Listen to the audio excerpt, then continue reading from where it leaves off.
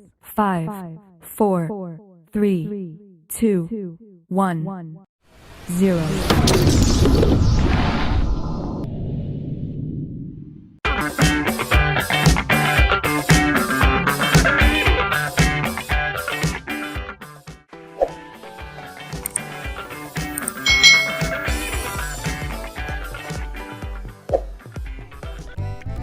Hai, selamat datang di channel YouTube Kak Citra. Apa kabar adik-adik semuanya? Kak Citra berharap kalian dalam keadaan yang baik, sehat, dan siap untuk belajar ya. Hari ini kita akan belajar bersama-sama untuk mata pelajaran tematik kelas 1. Kita belajar di tema 7, benda, hewan, dan tanaman di sekitarku. Subtema 4, bentuk, warna, ukuran, dan permukaan benda, pembelajaran yang keempat. Mari adik-adik kita belajar dengan penuh semangat ya. Adik-adik perhatikan gambar berikut ini. Lani dan Siti bermain seluncur. Lani dan Siti dapat meluncur dengan baik. Permukaan papan luncur itu halus adik-adik. Edo dan Beni bermain pasir. Mereka membuat berbagai bentuk dari pasir. Permukaan pasir itu kasar. Nah, permukaan benda itu ada yang kasar dan ada yang halus. Adik-adik, kalau kalian meraba benda dengan tangan kalian, itu biasanya permukaan benda tersebut ada yang kasar dan ada yang halus. Amati gambar-gambar di bawah ini. Nah, di sini ada gambar kelinci, selimut, roda, dan bola basket. Adik-adik, sekarang amati nih benda-benda yang ada di sekitar kalian. Adakah benda yang permukaannya halus? Lalu, adakah benda yang permukaannya kasar?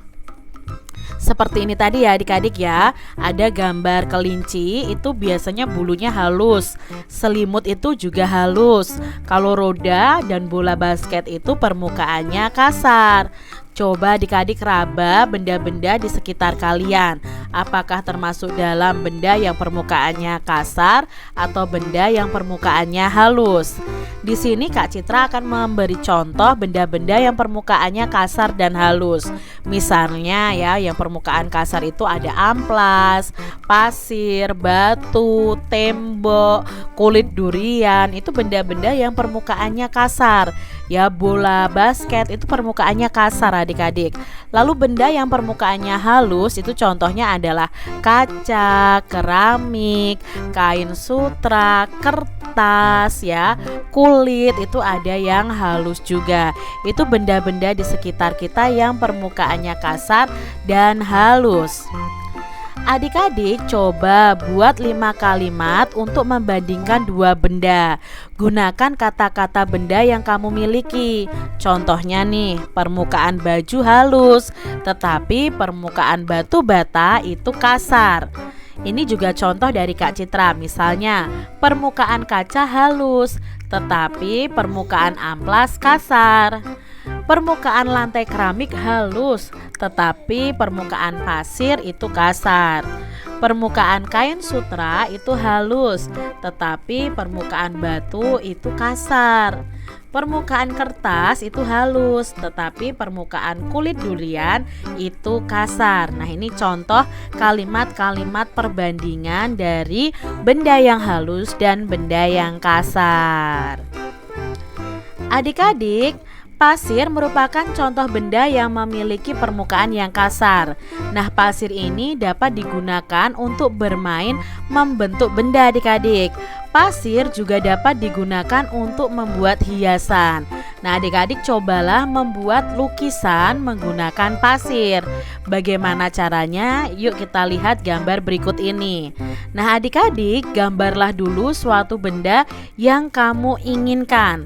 Setelah itu, lapisi gambar dengan lem adik-adik.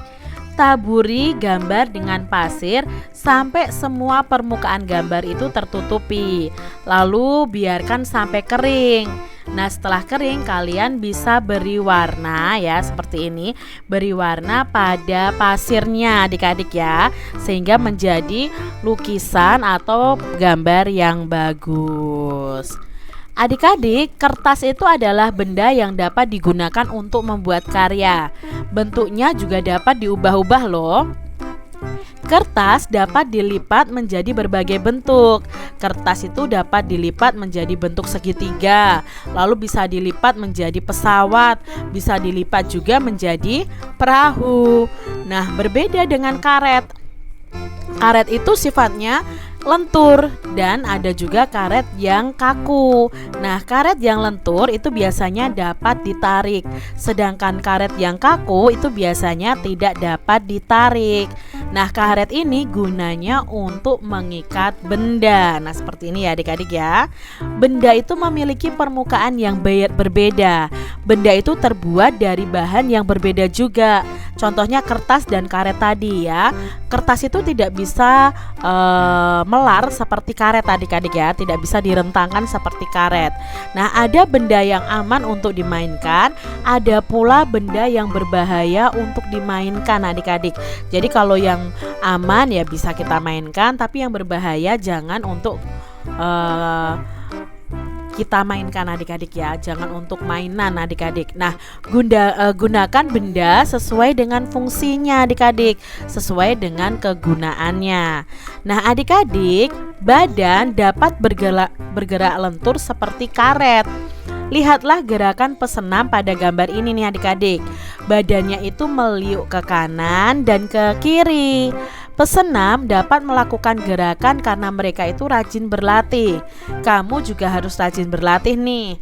Dengan berlatih, kamu dapat melakukan gerakan tersebut. Nah, coba nih adik-adik lakukan gerakan meliuk berikut ini. Tujuan gerakan ini adalah untuk melenturkan tubuh.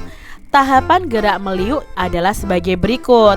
Pertama nih, sikap awal badan kalian itu berdiri tegak. Setelah itu, rentangkan kedua tangan ke depan.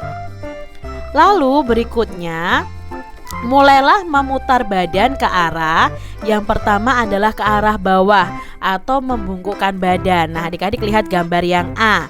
Setelah itu, kalian ya membungkukkan badan tadi, lalu gerakkan ke kiri bawah ya, ke kiri bawah seperti ini. Setelah itu ke samping kiri dan ke samping kanan. Lalu berikutnya ke atas atau melentingkan badan, lalu ke kanan atas dan ke kiri atas. Coba adik-adik lakukan gerakan memutar badan ke berbagai arah ini ya, dari gerakan A sampai F, supaya melatih kelenturan tubuh kalian masing-masing. Demikian tadi adik-adik pembahasan kita di tema 7, subtema 4 pembelajaran yang keempat. Semoga video pembelajaran ini bermanfaat ya untuk adik-adik semuanya. Dan sampai jumpa lagi di video pembelajaran Kak Citra selanjutnya. Tuhan memberkati.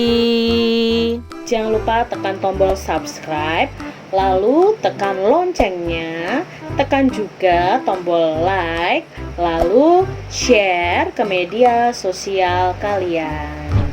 Jangan lupa untuk ikuti media sosial Kak Citra. Terima kasih.